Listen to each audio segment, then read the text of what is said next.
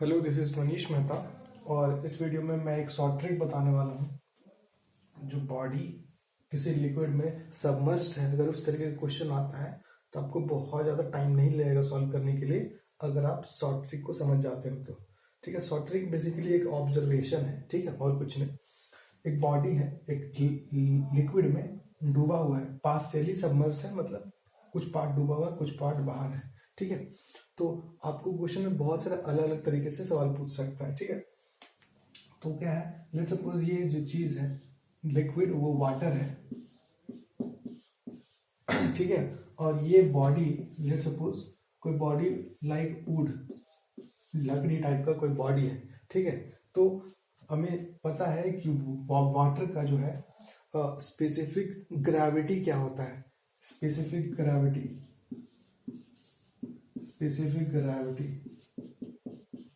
ठीक है, specific gravity 1 होता है। स्पेसिफिक ग्रेविटी, या फिर हम लोग बोलते हैं रिलेटिव डेंसिटी, स्पेसिफिक ग्रेविटी या फिर रिलेटिव डेंसिटी।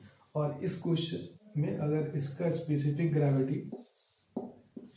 ग्रेविटी आपको दिया है क्वेश्चन में कि लेट्स सपोज ये है 0.7, लेट्स सपोज दे दिया है।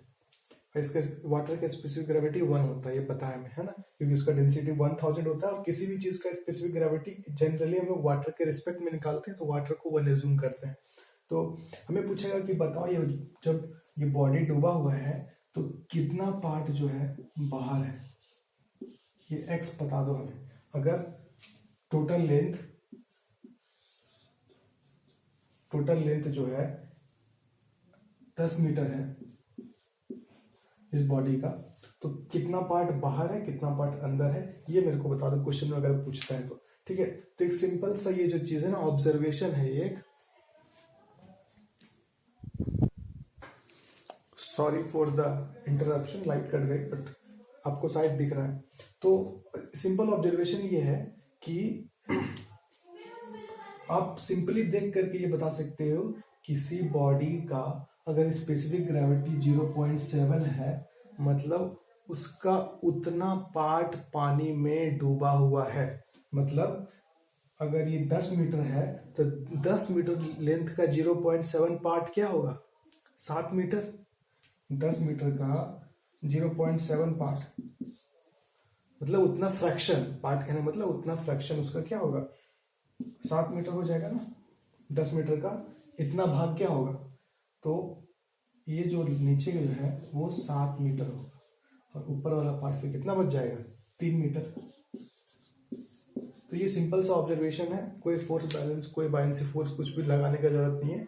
अगर आपको स्पेसिफिक ग्रेविटी है पता, ठीक है, तो स्पेसिफिक ग्रेविटी से हम ये इसका ये जो मतलब है ना, वही कहता है। ये स्पेसिफिक ग्रेविटी एक्चुअली कहता है कि कोई बॉडी वाटर में कितना डूब रहा है, समझ रहे।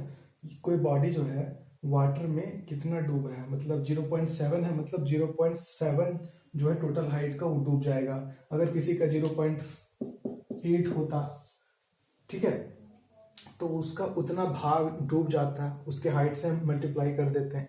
0.5 होता, 0.3 होता, जितना भी होता उसके हाइट से मल्टीप्लाई कर देंगे, तो कितना पार्ट डूबा है वो पता चल जाएगा। और कितना पार्ट डूबा है तो कितना पार्ट बाहर है, टोटल हाइट में सब्ट्रैक्ट कर देंगे इसको, तो ये वाला आ जाएगा। तो ये बेसिकली ये शॉर्ट ट्रिक है। तो ये शॉर्ट ट्रिक अगर वाटर के लिए है तो लेट्स सपोज यहाँ पे हमको कोई और बॉडी दे, मतलब क्या है ना कि हमको कुछ और दे देता है, वाटर के अलावे कुछ और दे देता है, तो भी हम सॉल्व कर सकते हैं, क्योंकि हम क्या है इसके लिए स्पेसिफिक ग्रेविटी मानते थे 1।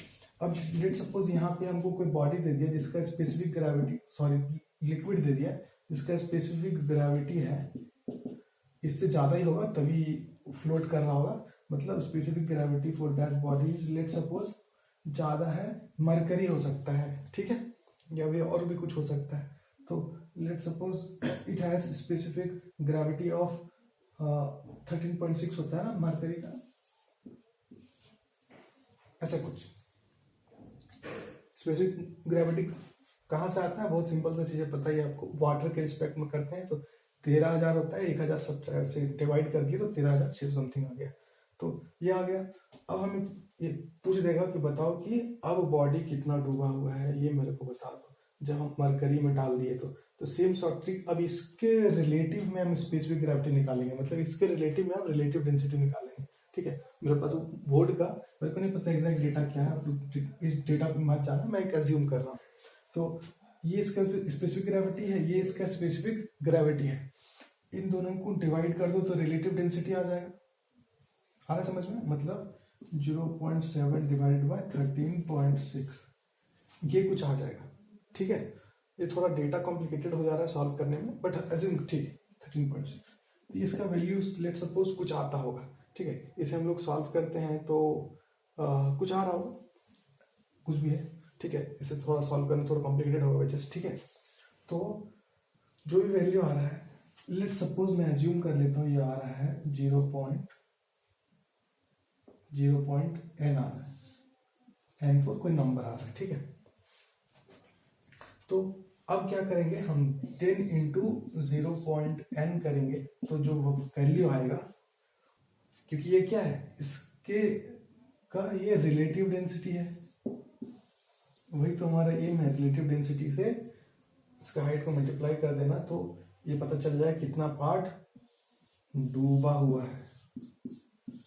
डूबा हुआ है ये याद रखना, कितना पार्ट बाहर है। एग्जाम में आप कंफ्यूज कर जाओगे ट्रिक को, कभी कभी मैं भी कर रहा था कि डूबा हुआ बोलना है या बाहर का होता है, वो डूबा हुआ होता है सबमर्ज पार्ट के लिए। तो यहाँ से ये वाला हाइट पता चल जाएगा। ठीक है, सारे क्वेश्चंस के लिए इस ट्रिक को आप यूज कर सकते हो, बड़ा ही हेल्पफुल ट्रिक है ये ट्रिक। ठीक है, तो इससे बहुत फास्ट होगा क्वेश्चन और समय बचेगा आपका। तो इसमें इतना ही, थैंक यू।